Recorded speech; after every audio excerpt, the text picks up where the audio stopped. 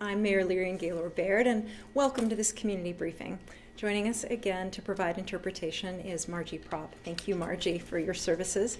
And thank you to all of you for tuning in to learn more about the latest local developments and how to keep yourself and your loved ones safe.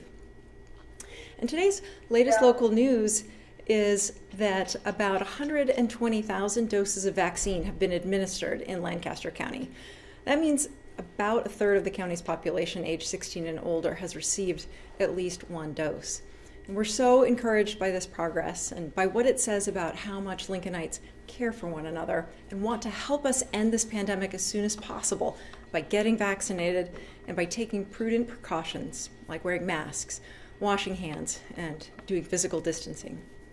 Significant progress was made last week as we set a new record for doses administered locally at our 4 large-scale clinics. And through those 4 large-scale clinics, we vaccinated about 18,000 community members.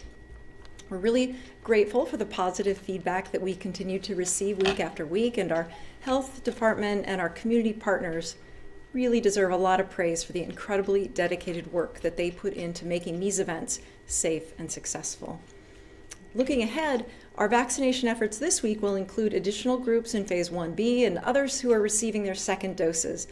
We will continue vaccinating residents 65 years and older, as well as our educators. We'll also be vaccinating licensed childcare providers, coroners and funeral home staff, and grocery store employees, all of whom are next on the state's priority list and who have been on the front lines of this pandemic. We're moving quickly and efficiently through that list provided to us by the state, and we're just so cognizant of how eager all of us are to end this pandemic. And in the meantime, we're also eager to bolster our efforts to address the economic impacts of the pandemic. And this is among the major reasons why I am so pleased to see the federal government step up and invest in the American people with the American Rescue Plan. We're eager to put these resources to work for Lincoln. And we are poised to move our city forward by investing in our local businesses, honoring the work of our frontline workers, and supporting our residents' health and safety. Together with our vaccination efforts, these federal funds will accelerate our progress out of the pandemic and into a brighter and more prosperous future for everyone. So let's find that future together. Ending this pandemic and renewing our economy requires a community-wide effort. For anyone who has yet to do so, there is still time to sign up to get notified when it's your turn to get vaccinated. Just go to our city website, lincoln.ne.gov, and click on the vaccine registration banner at the top of the screen. Help us end this pandemic by getting registered, getting the vaccine when it's your turn, and by continuing to follow those basic practices that slow the spread. Washing our hands, watching our distance, and wearing a mask. And here with more information on our community's progress is Health Director Pat Lopez.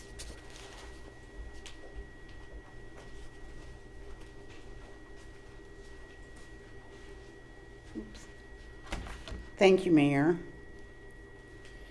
So I just wanted to share today the interest in the COVID-19 vaccine continues to be very high, as the Mayor said.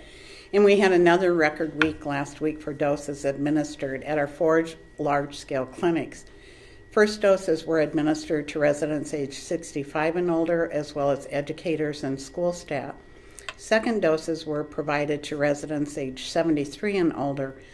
All in, about 18,000 people were vaccinated at these 4 large-scale clinics. We also partnered with the Asian Community and Cultural Center to host a clinic geared towards older adults. We also worked with Bryan Health to hold a second dose clinic for those with serious health conditions. As the Mayor said, about 120,000 doses of vaccine have been administered in Lancaster County so far. This week we received almost 8,200 first doses of vaccine. Our vaccination efforts will include additional groups in Phase 1B and others who are receiving second doses. We will continue vaccinating residents aged 65 and older, as well as educators. This week, we will also, as the Mayor mentioned, start vaccinating licensed child care providers, funeral home staff, grocery store staff, food processing manufacturers, transportation, and U.S. Postal Service employees. We are in the process of providing specific registration links to employers. All of these groups round out Phase 1B. We have 3 large-scale vaccination clinics set up for Pinnacle Bank Arena. On Wednesday, residents age 71 and older will receive their second doses of vaccine. On Thursday and Friday, residents age 65 and older, along with educators and child care providers, will be vaccinated. The other Phase 1B groups I just mentioned will also be included in Friday's clinics. We are expecting about 8,000 people to be vaccinated each day. The health professionals in the medical community have been excellent partners in identifying patients with serious medical conditions. Joining us today by Zoom is Dr. Eric Avery, who is the president of Lancaster Medical Society, and he's going to share more about this process. Welcome, Dr. Avery.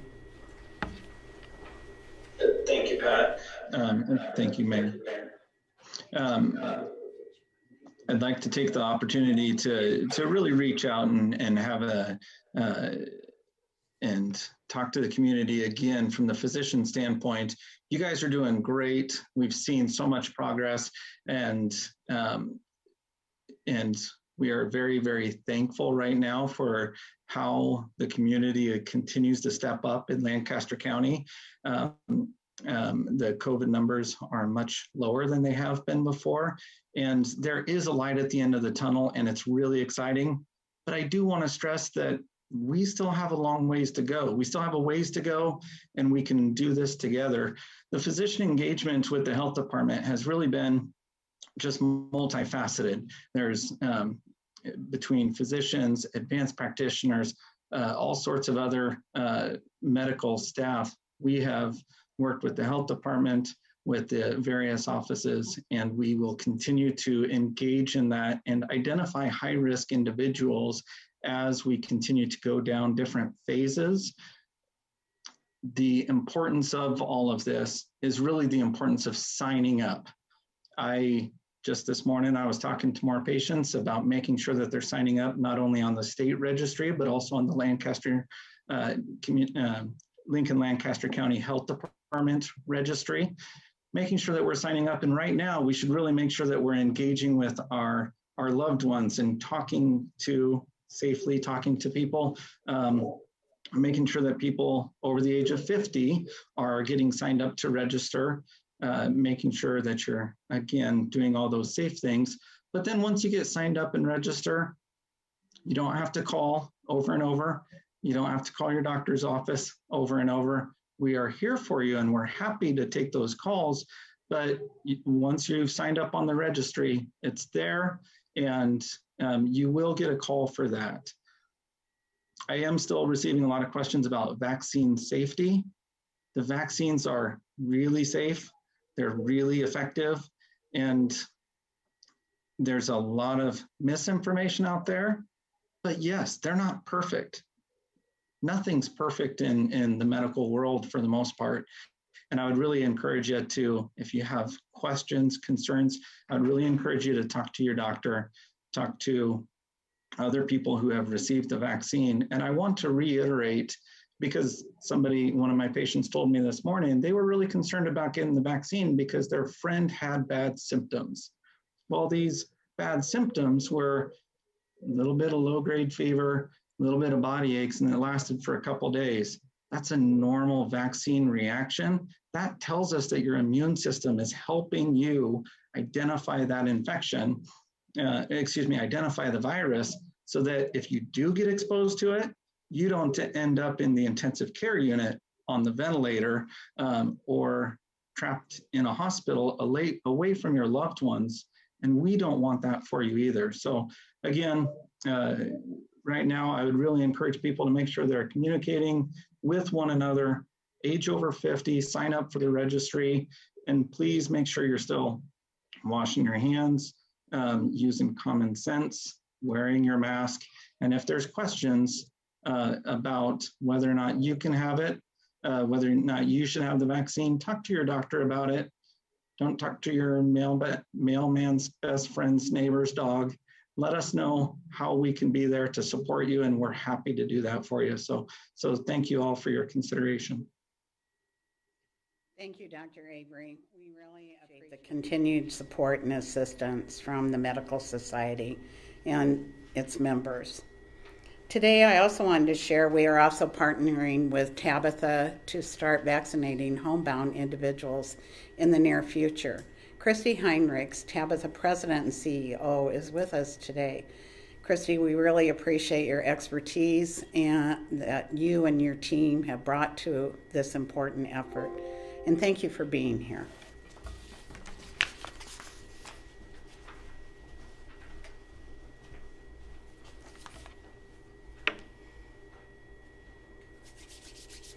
Thank you, Pat. As she mentioned, Tabitha is pleased to be a part of bringing vaccinations to those who live in our community but are unable to safely leave their homes to be vaccinated.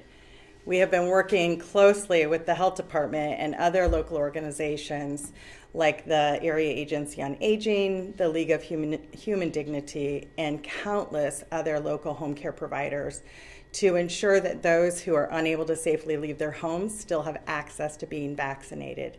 They fall squarely within the criteria of the 1B, and we are really excited to come to their homes and bring them a solution as they cannot safely get to the community clinics.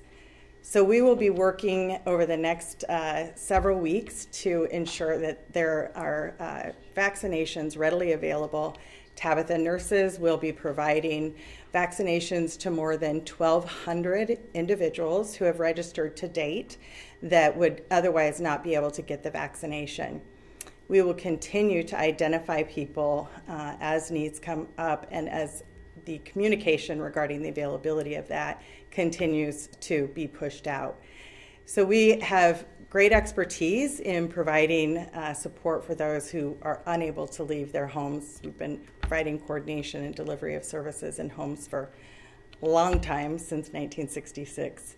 And we also have lots of experience and expertise now in the delivery and coordination of the vaccination, as we have to date held successfully 10 clinics. So we are looking forward to being a part of the work that has been underway.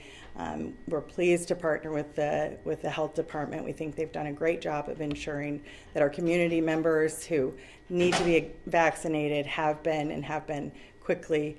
And we look forward to this being a part of us being able to move to a brighter future. So we fully support the effort. We're pleased to be a part of it.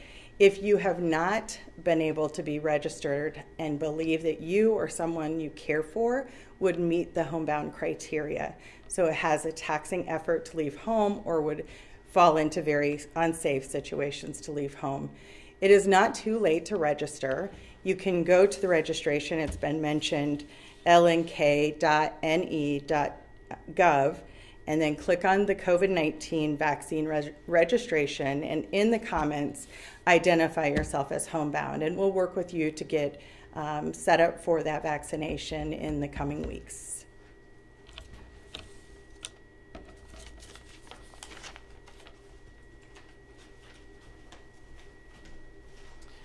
Thank you, Christy. Getting these vulnerable residents vaccinated is really a great step forward, and we truly appreciate the partnership and assisting our families.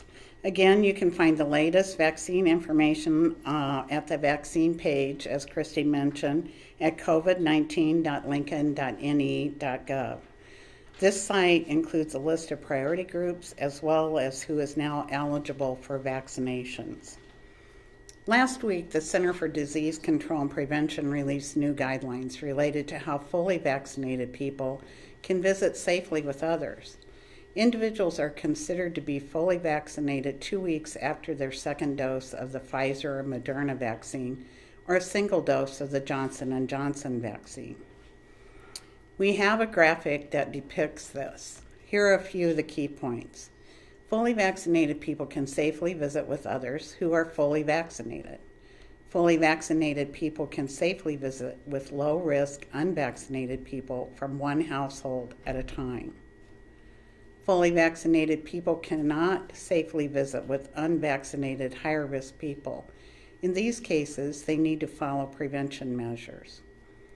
Fully vaccinated people cannot safely visit with unvaccinated people from several households. Everyone should continue to wear masks, watch their distance in public places, and avoid the 3 C's: crowded places, close contact, and confined spaces. You can also find this information on CDC's website at cdc.gov/coronavirus. As more people are fully vaccinated, the CDC will continue to provide additional guidance. Being fully vaccinated allows people to start doing some of the activities they had stopped doing because of the pandemic. Being fully vaccinated also should provide some protection against COVID-19 variants. So far, 2 of the COVID-19 variants have been confirmed in Lancaster County. Our first COVID-19 variant case was confirmed February 22nd. That individual contracted the B.1.429 variant, also known as the California variant. Last week, we confirmed that a man in his 20s contracted the UK variant, also known as B.1.1.7. This is one of 7 cases of the B.1.1.7 variant that have been identified in the state so far. Viruses are constantly changing, and we all need to be aware that variants can spread more easily and quickly, and they can lead to more cases of COVID-19. We want to continue to take preventative actions to control the spread of COVID-19 and the variants in our community. That includes getting the COVID-19 vaccine as soon as it is available to you. It is important to register to receive vaccine if you haven't already. As doses become more available, those who are registered will be contacted to schedule an appointment to get vaccinated. Registration is open to all county residents. After you are finished vaccinating residents age 65 and older, the next priority age group is residents age 50 through 64. If you're in that age group, as Dr. Avery said, and you have not registered, we encourage you to do that soon using the secure online form at covid19.lincoln.ne.gov. The form is available in English and Spanish. And those who do not have online access or who need assistance may call the COVID-19 hotline at 402-441-8006 to register. The health department also has interpreters available to assist callers who speak other languages. And I want to share today our COVID risk dial will remain in the mid-yellow position for the 5th week as our local indicators continue to remain fairly steady. Yellow indicates moderate risk of the virus spreading in our community. Over the last 5 weeks, the number of new weekly COVID-19 cases has varied only about 20 cases, fluctuating between 324 and 343. For the week ending March 14, 328 new cases were reported. We expect to identify more cases of COVID-19 variants in our community, but we can keep our new case numbers down by being consistent and wearing masks, staying at least 6 feet from others, washing our hands, and getting vaccine as soon as it's available to you. We have continued to see a leveling off of the number of COVID-19 patients hospitalized locally. The 2021 peak was 160 patients on January 19. The number has declined before holding steady at about 25 to 30. Yesterday we had 24 COVID-19 patients hospitalized locally, and today we are reporting 26 hospitalized, with 17 from Lancaster County and 9 from other communities. If you monitor our COVID-19 dashboard, you have noticed that we frequently fine-tune data and make additional enhancements to provide the public with more information on vaccinations, testing, and positivity rates. Today, Tommy George, one of our public health epidemiologists, joins us to tell us about some of our newest changes.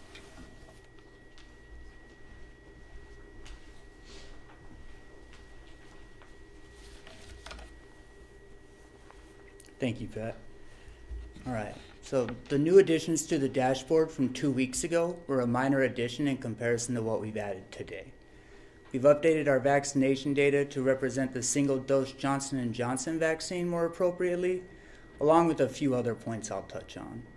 So first, the vaccination changes. On the Vaccinations Administered tab, you'll be able to see a basic summary of how many total vaccine doses have been administered, how many people got their first doses, and how many people got their second doses. Since not all vaccinations are 2 doses, we also show how many people have initiated vaccinations and how many people have completed their vaccination series, whether it's a single-dose Johnson & Johnson vaccine or a 2-dose Pfizer or Moderna vaccine. You'll continue to be able to find the breakdown by race, ethnicity, and age. Go through each chart. As we go through each chart, you'll see the age breakdown, and then you'll be able to also see the race and ethnicity breakdown. And then we also have a new chart where you'll be able to find a pie chart showing the percentage of vaccinations we've administered of each manufacturer, Johnson & Johnson, Moderna, or Pfizer. Next, I'd like to summarize some basic changes to the case count charts at the top of the dashboard. These charts now show the number of cases by lab report date and specimen collection date. While these are very similar, the specimen collection date helps us to understand when people are testing positive without as many concerns regarding delays in reporting. So the first chart we have is daily cases by lab report date. So this one just shows you how many cases we've identified each day and when they're reported to us. So this is when we find out about a positive test and it's identified as a new case. So the next chart is the weekly cases reported. This is the same lab report date data being used, but a weekly total instead of a daily total. And then the weekly cumulative by lab report date. So this is a running total of all our cases in Lancaster County. As you can see, this chart appears to be leveling off. So weekly cases tested is the next chart, and this one shows the cases by when they were tested, so when that specimen was collected. So this is helpful when there's a lag in reporting that was common earlier in the pandemic. Thankfully, it hasn't been an issue recently. The next one is a weekly cumulative by specimen collection date. So this is also a running total of all our cases in Lancaster County, but by when they were tested. So again, this is very similar to the lab report date chart and provided for your reference. So the next chart is a hospitalizations chart, including data reported by our hospital partners, showing Lancaster County residents in blue and all hospitalizations in yellow. Like cases, this is leveled off as well. We've also added a series of charts summarizing the UNL testing being done in our community, or the University of Nebraska and Lincoln. In these charts, you'll see the number of positives in the community compared to the number of positives from UNL's testing, as well as a chart of this same information for each week. Finally, the local positivity rate is now being calculated a bit differently. The number of all positive tests is divided by the number of total tests. This method, which is also used by the state and other local health jurisdictions around the state, does count people who are tested multiple times, but it also includes all the tests. So the positivity rate for March 7th through March 13th was 4%. Thank you.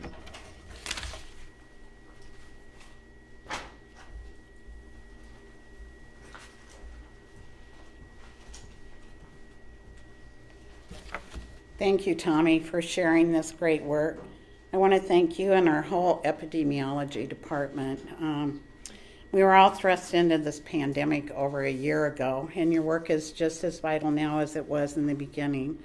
And through this tireless work, we have been able to better understand our local situation throughout the progression of the pandemic and be well informed for decision making to protect the health of our community. With that, we'd be happy to take any questions from the media. Director Lopez Riley with the Journal-Star. Hi, Riley.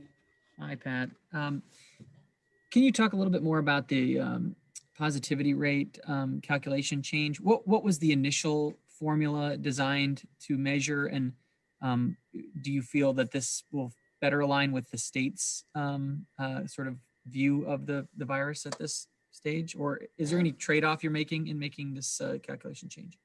I'm going to have you answer that, but one of the things that we do know, like I just mentioned, as we've progressed through the pandemic in the course of time, we made continuous improvements and changes to better inform the community. So I'm going to have Tommy talk to you about this change.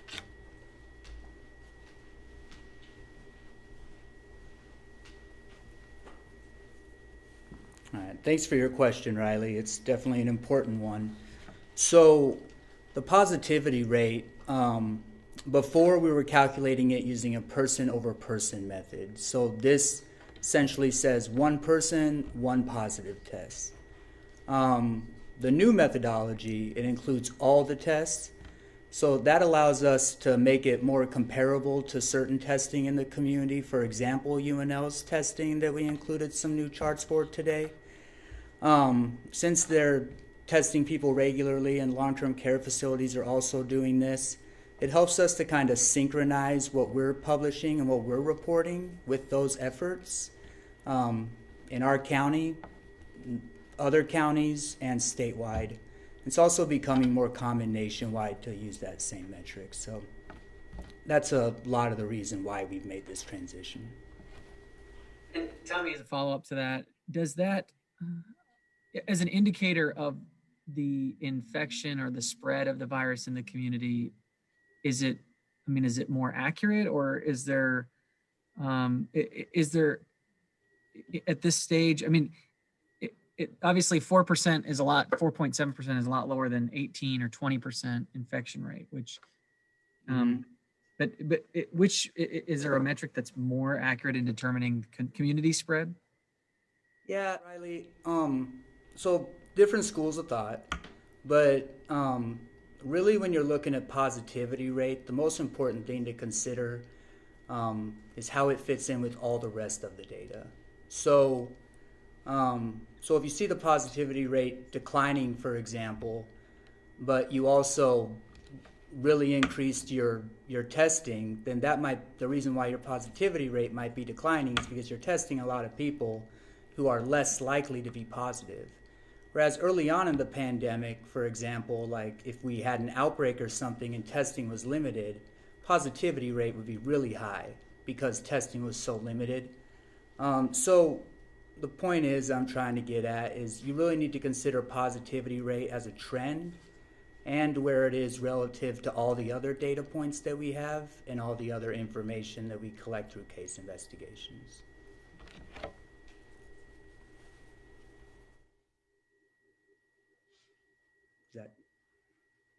Thank you. This is Andrew Ozaki from Channel 7 News. I was wondering, I had a question. Are the UNL test results, were they always included inside your positivity rate and your test rates, or have they just now been included, or are they still not included? We've always captured the UNL test rates. I can have Tommy answer that, but we've always captured those, Andrew.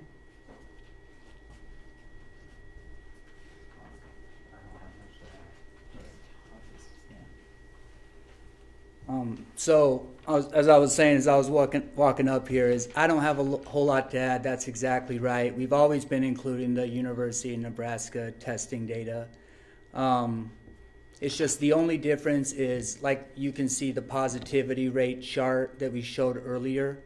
You're able to see that their positivity rate is very low, so we're able to compare it better. So we were using a different methodology than what you would use if you were reporting on something like the testing that they're doing.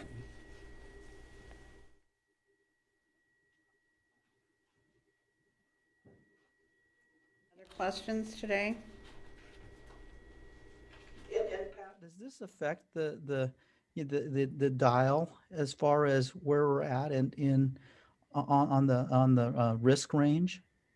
Well, I think as Tom said, and as we've said before, it's one of the things that we consider in looking at the dial, but it's just one metric and it has to be taken in.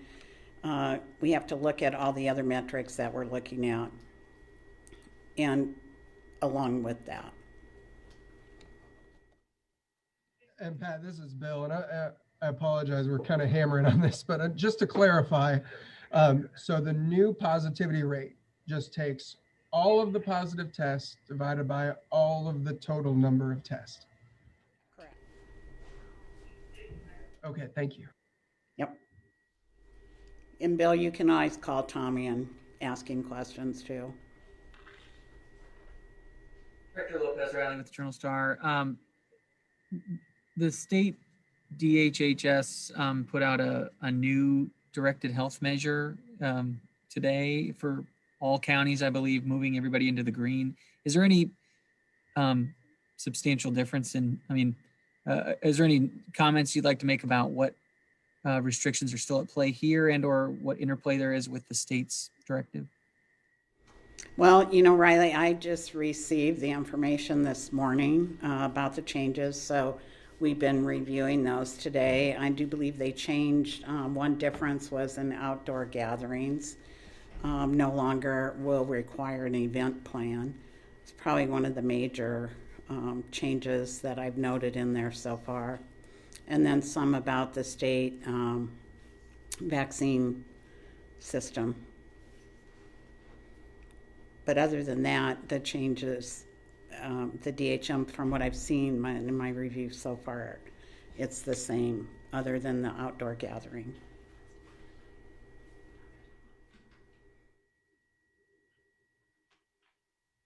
This is Ellis with 1011 in Lincoln. I just have a question about doses.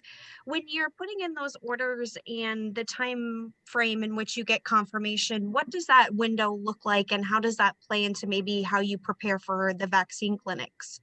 You know, Alice, that's a great question because actually we don't put in the orders. The state does that. They determine what's going to be ordered and what's going to be allocated for each local health department.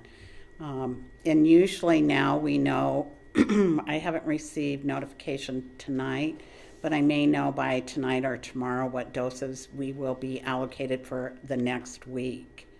So one of the things that happened during the snowstorm, for example, we were fortunate enough to get some doses, but we didn't get any doses until Thursday.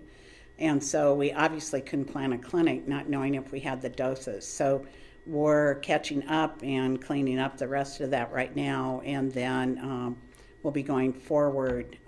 Our doses will be about 80. It's actually 8,190 doses, so we say around 8,200 doses. We certainly are hoping that we will get more.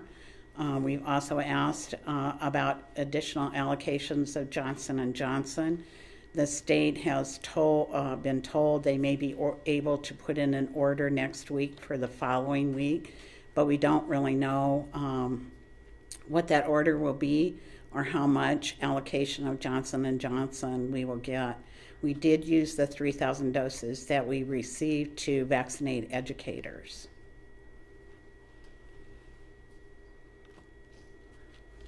This is Bill. More on vaccines administered. I'm noticing, you know, February you guys averaged between 9 and 11,000, and then last week 22,500 administered. Do you think that 20,000+ number is something we will consistently see from here on out? Probably close to that, Bill, because the plan is right now, going forward, we planned out through May or through the rest of April. We'll be doing 80. Close to 8,200 new doses every week and 8,200 second doses. Now that we're getting some consistent dose amounts that we can plan around and a potential time frame to do that. And that's why you'll see most of our clinics are scheduled later in the week just to make sure we have the vaccine that we need to carry out the activity. And we also, at the same time when there was that short fall of some of the vaccine that coming in later in the week was also then the state tournament was starting and we had to change locations and make adjustments, and we also wanted to use the Johnson & Johnson vaccine and get our educators vaccinated. So going forward. Oh, sorry, go ahead. Going forward, you'll probably see close to 16,000 or more a week.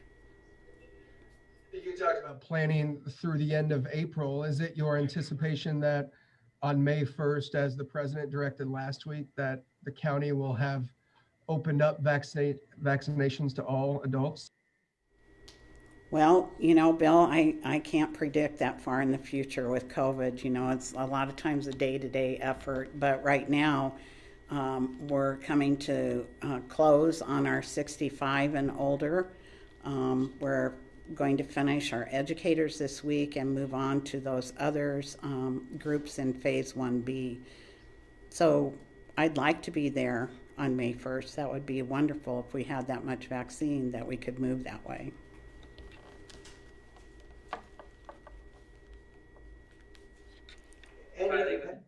I'm sorry. Go ahead. Go ahead.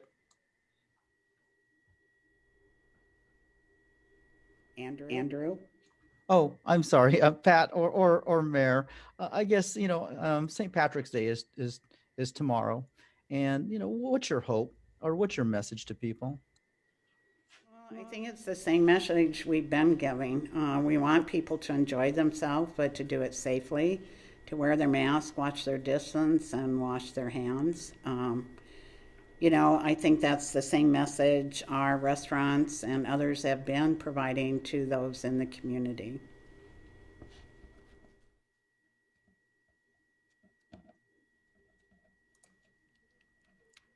I have a question for the mayor.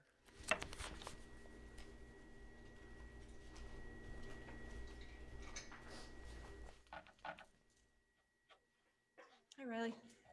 Hi, Mayor. Does the city stand to receive any stimulus funds from the latest stimulus package meant to provide coronavirus relief? Yes, that's one of the reasons why I'm so pleased that this has passed, because it's one of the ways that we can get a direct allocation of funds that we can put to work towards our vaccination efforts, towards protecting public health, but also towards investing in our economic recovery, supporting businesses, and getting us back to a more familiar way of life. Those resources it's very exciting to have the opportunity to deploy resources on behalf of Lincoln's people. Do you have details on what, how much, and kind of when you'll be able to start spending it? We're eager for those details. We anticipate somewhere in the neighborhood of $45 to $48 million coming to Lincoln. They're still working out guidance for how those dollars can be spent in detail. We've had that with the past stimulus packages. The state, of course, had to wait for guidance in order to start distributing funds. We want to make sure that we're absolutely following the guidance so that we can really be as effective as possible and be in compliance with the expectations and regulations. But again, the goal is to help us get out of this pandemic by hastening the vaccination efforts, more doses, more testing, protecting public health, which is so vital to restoring consumer confidence. So at the same time that we're protecting public health and restoring consumer confidence, we're looking to then support businesses, particularly those that have been disproportionately impacted by the pandemic. Our hospitality industry, of course, everyone is very concerned and wanting to support and getting them back to where they were before the pandemic. So it's a wonderful opportunity to be investing in the strength, resiliency, and recovery of our economy and our people. Any other questions? All right, well, in closing, I just want to say thank you again to our guests today. Thank you so much to Dr. Eric Avery from the Medical Society. Thank you to Christy Henricks from Tabitha. And thank you to Tommy George and our EPI team. This has been such an incredible collective effort. Our partnerships have mattered so much. And we are all racing together as a city, as a county, a state, and a nation, even the world in this race against the virus and its variants. So we are racing to push vaccines into the arms of community members as quickly as possible. Thank you again to all those of you who have already registered to be notified when it is your turn to get vaccinated. For those of you who haven't, again, the website covid19.lincoln.ne.gov, where you can register to get notified when it's your turn. Your willingness to be part of the solution is how we will end this pandemic together. Thank you for your willingness to be part of the solution. And thank you today for tuning in. Thank you.